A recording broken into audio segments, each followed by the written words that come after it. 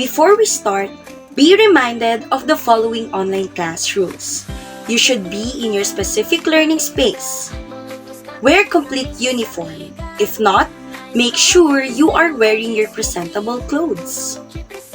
Make sure that you have your school materials with you. Set up proper lighting, sound, and camera angle if applicable. And avoid distractions. So go to the washroom and eat before our classes begin. Let's all rise for the singing of the Philippine National Anthem. Mga kababayan, ang pambansang awit ng Pilipinas. Kayang magiliw, helas ang sinakalan, alam ng puso, sa titik mo'y buhay.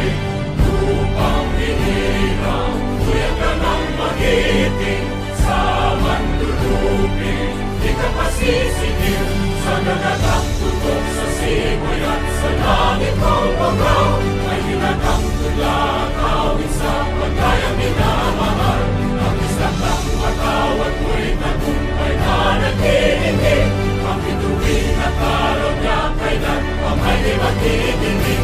Luman ang araw ng walhati pagsinta, huwag langit sa piling mo. Ang inigaya na pagkay mga api, ang mamatay ng dahil sa'yo.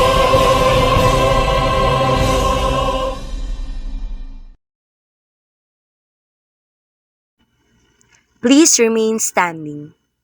Itaas natin ang ating kanang kamay para sa panatang makabayan. Panatang makabayan. Iniibig ko ang Pilipinas, aking lupang sinilangan, tahanan ng aking lahi. Kinukupkup ako at tinutulungang maging malakas, masipag at marangal. Dahil mahal ko ang Pilipinas, diringgin ko ang payo ng aking mga magulang. Susundin ko ang tuntunin ng paaralan. Tutuparin ko ang tungkulin ng mamamayang makabayan, naglilingkod, nag-aaral at nananalangin ng buong katapatan. Iaalay ko ang aking buhay, pangarap, pagsisikap sa bansang Pilipinas. Maaari na nating ibaba ang ating kanang kamay.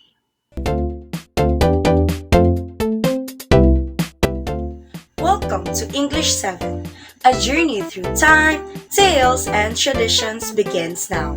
Let's discover the wisdom of our ancestors through proverbs, myths, and legends. Let us begin our session with a short prayer. Dear Lord, thank you for this new day and the gift of learning. Help us to understand and appreciate the wisdom of our ancestors. May this lesson inspire us to grow in knowledge, respect, and kindness. Amen. Good day, grade 7 learners. I am Teacher Carla, your companion in today's journey into the magical and meaningful world of Philippine literature. Ready na ba kayo? Tara, simulan na natin. Today, we will explore how our ancestors passed down their knowledge and beliefs through stories. Stories that didn't just entertain, but taught lessons, explained nature, and shared values. Let's achieve these objectives together through a mix of storytelling, discussion, and interactive tasks. Number 1. Identify the features of proverbs, myths, and legends. Number 2. Analyze how these forms of literature reflect Filipino culture. And number 3. Appreciate the importance of respecting nature and cultural beliefs. Let's take a journey through time. What do these images remind you of? Kwento ba ni Lola? Paniniwala ng mga matatanda? Try to think of these questions. Do you know any short sayings that people often use to give advice or teach a lesson? Can you share one? What do you think makes a story interesting? What elements capture your attention? Do you agree that this make the culture of the Philippines rich? Why or why not? Let's have the words we may encounter later. Can you try to decode this description? A symbolic narrative, usually of unknown origin and at least partly traditional, that relates actual events and that is especially associated with religious belief. Correct, it's a myth. Number 2, a story from the past that is believed by many people but cannot be proved to be true. Correct, it's a legend. And number 3, a short traditional saying that conveys a truth or offers advice based on common sense or experience. Correct, it's a proverb. Great job! Let's begin our adventure into the world of literature with something short, simple, but full of wisdom. I'm talking about Proverbs, or in Filipino, salawikain. What are Proverbs? Proverbs are short, catchy statements that express a general truth or gives practical advice about life. Think of them as life lessons wrapped in just few words. They are easy to memorize and often repeated by our parents and grandparents. What are the features of Proverbs? These are easy to remember. Their catchy rhythm and structure help us memorize them quickly. It is also passed down through generations. Proverbs are part of our oral tradition, shared from one generation to the next. And it contains a lesson or moral. Every proverb carries a nugget of wisdom meant to guide us in life. Example, a journey of 1,000 miles begin with a single steps. This reminds us that even the biggest dream starts with small actions. Don't wait, just begin. Now, let's move into a more magical realm where gods and goddesses, dragons and giants exist. Welcome to the world of myths. What are myths? Myths are traditional stories that explain the mysteries of life and the universe. These tales often involve powerful gods, magical creatures, and grand adventures. People long ago used myths to understand things they couldn't explain, like the weather, the stars, or why we have night and day. What are the features of myths? First, it explains the origin of the world or natural phenomena. Myths give answers to big questions like how did the world begin? Or why do we have earthquakes? It also involves supernatural beings like gods, spirits, monsters, and magical forces. It is set in a timeless past. Myths usually happen in an ancient, undefined time long, long ago. Example of myth, the tale of Bakunawa, the moon-eating dragon from Philippine mythology. People believe that lunar eclipses were caused by Bakunawa trying to swallow the moon, so they would make noise to scare him away. And finally, let's meet the brave heroes and wise beings of legends. Stories that may or may not be real, but are always meaningful. What are legends? Legends are stories handed down through generations, often based on real people or events, but with a touch of imagination. These tales are deeply rooted in culture and aim to teach important values or explain the origin of a place, tradition, or name. What are the features of legends? It involves heroes, animals, or famous people. Legends often tell of someone with extraordinary traits or accomplishments. It is also set in a specific time and place, unlike myths and legends are grounded in real locations or historical periods.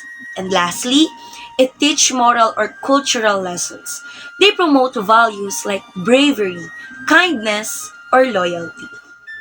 Example of this is Maria Makiling, the guardian of a Mount Makiling, or the legend of the Mayon volcano, where the perfectly shaped mountain is said to have formed from the love and sacrifice of Daragang Magayon. These stories teach us about love, nature, and protecting what's sacred. Have you ever wondered what makes a piece of literature truly stand the test of time? Why do some stories stay with us from generation to generation? What is it about our literature that keeps it alive even in modern times?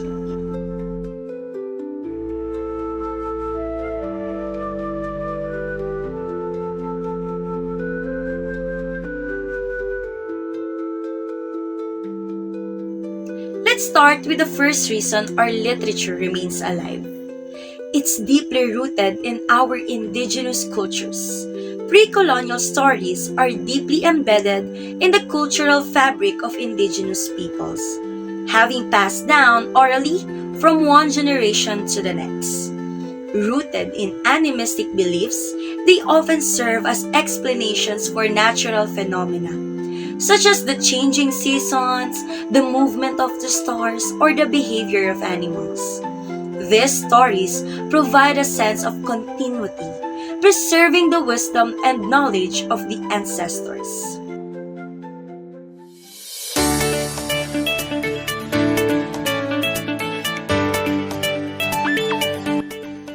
Can you think of a story or myth from your own culture that has been passed down? What kind of lessons does it teach? Share your thoughts in the comments or jot them down in your notebook.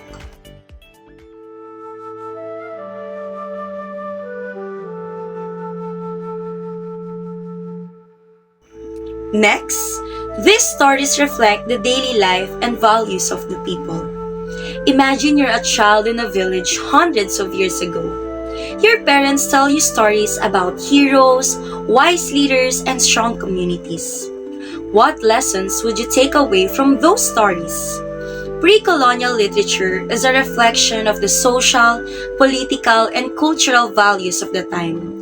These stories often mirror the social structure, the relationship between leaders and followers, and the prevailing notions of justice and power.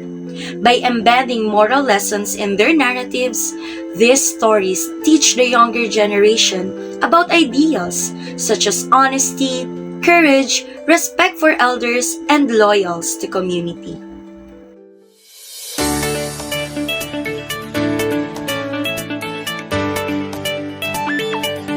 In your own life, what do you think is a value that's important to pass down to the next generation?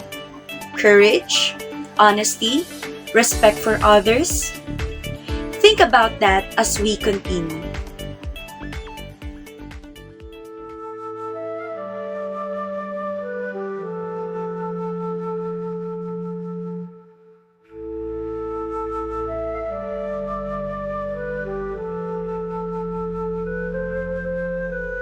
One of the reasons these stories are so powerful is because of their use of vivid imagery and poetic language.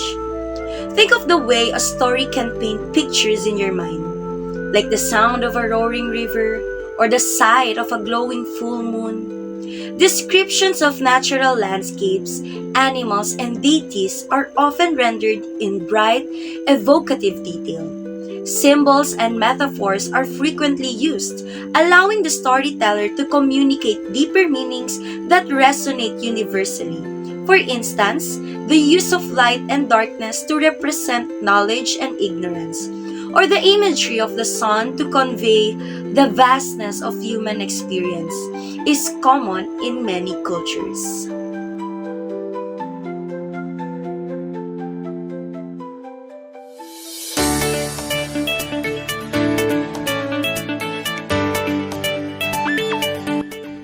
Let's play a quick game.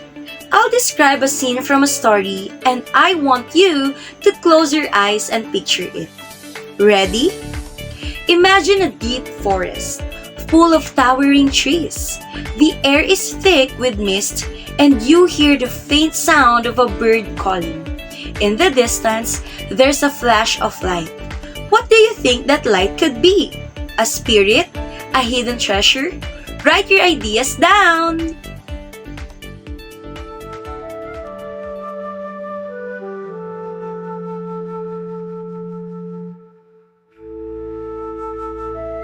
These stories are filled with diverse themes and characters. Some are brave heroes, while others are clever tricksters. The characters might be supernatural, like gods or spirits, or regular people who face extraordinary challenges. Pre-colonial stories feature a remarkable diversity of themes and characters, each representing a unique aspect of life, society, and the natural world.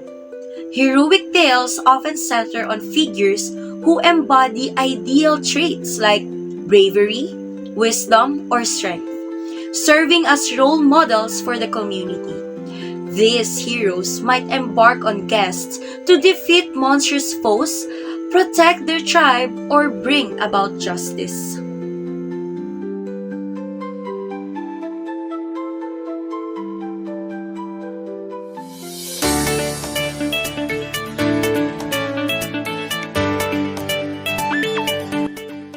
Let's do a quick character challenge. I'll describe a character and you tell me what kind of role they might play in a story. Ready? This character is quick-witted, often plays pranks on people, and loves to challenge the rules. Do you have any idea? Write your answers in our comment.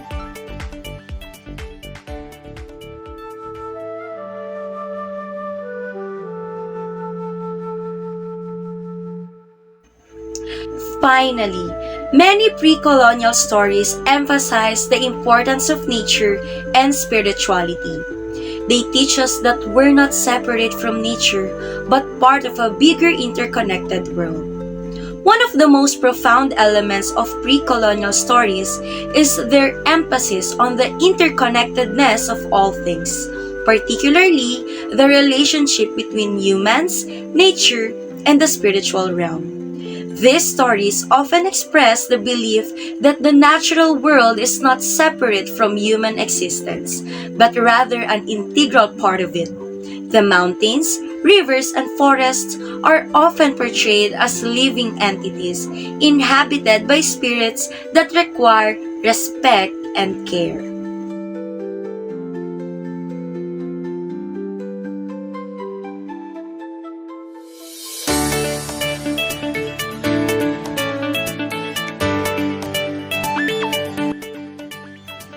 Think about the world around you. What role does nature play in your life? Do you feel connected to the earth, the sky, or the animals around you? Close your eyes for a moment and picture your favorite natural place. What does it look like? How does it make you feel? As you can see, these stories from our past are much more than just tales. They are living, breathing parts of our culture. They teach us about who we are, where we come from, and what values we should carry forward.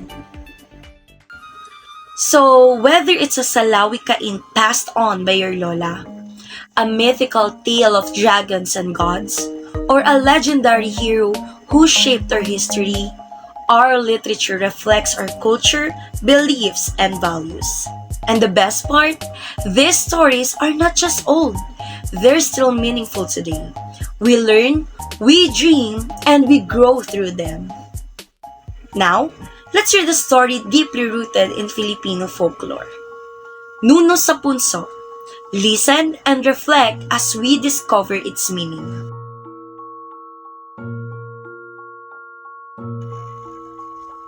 Once upon a time, a couple had 3 children, a girl and 2 boys, Maria, Juan, and Jose. The 3 children helped their mother with household chores. The boys sometimes helped their father in getting firewood from the forest. The house had a yard with several plants and trees. There was a big kalyos trees, and under the tree was a punso or hillock. People believed that inside the punso was an old man who, when angry, cursed those who caused his anger. It was on the path of the forest. So when the family needed to go to the river or wash their clothes or gather firewood, they would always say, "Sir, may I pass, please?" with their arms stretched forward. The family never caused the ire of the Nuno. Their neighbors, however, did. One did not believe this and took some leaves near the tree by the punso. He also urinated near it. When he got home, he became very ill, and the following day he was found unconscious. His thighs were very big, and he was barely breathing. Another man took leaves from the area without asking the Nuno's permission. He lost his way back and could not find home. Not until he turned his clothes he was wearing inside out. Upon returning home, he asked the Nuno for forgiveness.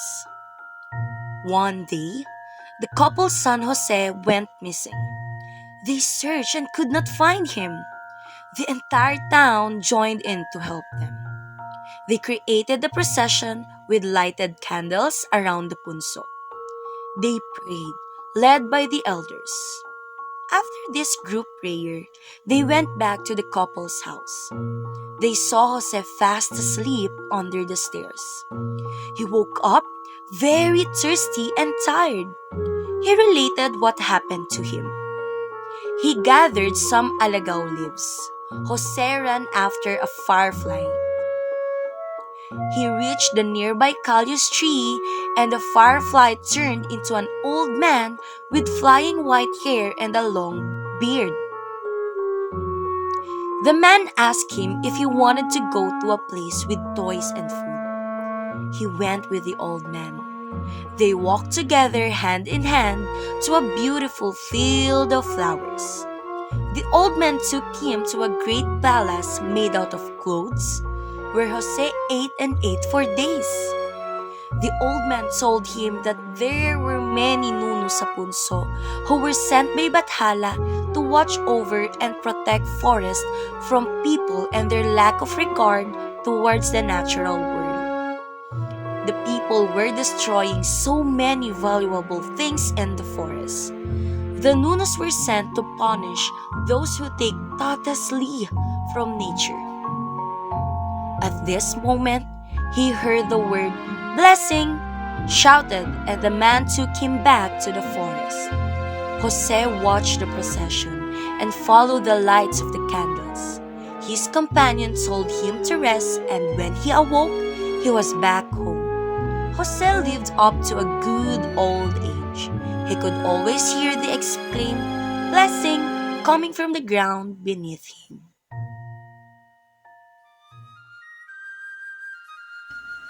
Now that you heard the story, let's reflect. Get your notebook and answer these questions. How does the story reflect the beliefs about nature? What are the consequences of disrespecting nature? How does Jose's character evolve? What does blessing symbolize? What message does the ending convey? Are you done? Great job!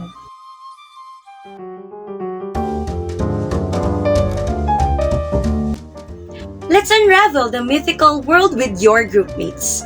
You can use Google Docs to work with your group to explore. Answer the following questions. Who is the Nuno sa punso in folklore? What proverbs connect with the story's theme?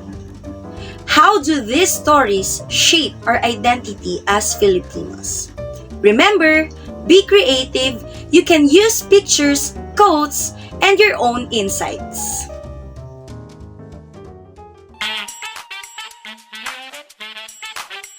Quiz time!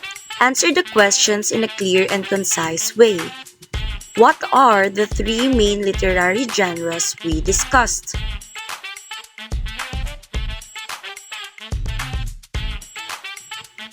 Give one characteristic of each genre.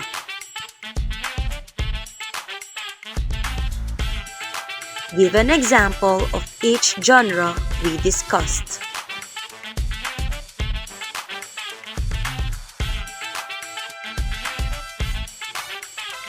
Are you done? Great job!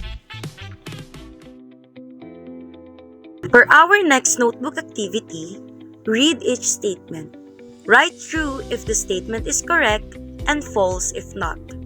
Number 1. Proverbs are popular sayings which contain advice or state a generally accepted truth.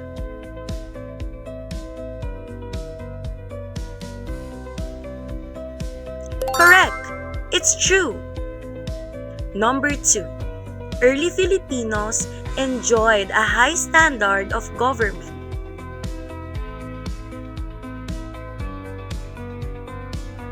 The correct answer is false. Number 3. Legends read like folktales but have a bit less of historical truth. You're correct. It's true. Number 4. Our ancestors already had an advanced civilization. Correct. It's false. And lastly, a myth is a folklore genre consisting of narratives or stories that play a fundamental role in society.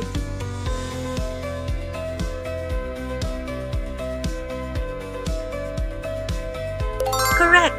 It's true! Did you get a perfect score? Very good!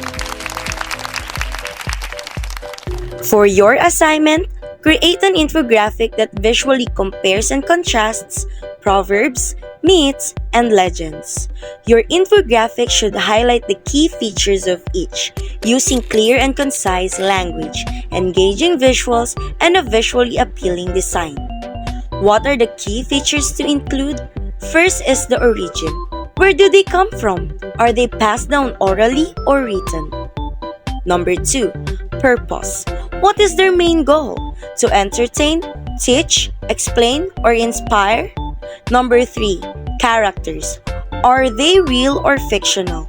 Do they represent abstract ideas or real people? Number 4. Setting. Where and when do they take place? Are they specific or universal? Number 5 is the plot. Is there a clear narrative structure? Are there conflicts and resolutions? And number 6, the theme. What is the underlying message or moral lesson? Did you get it? You may check these examples for your reference. Also take note of the following grading criteria.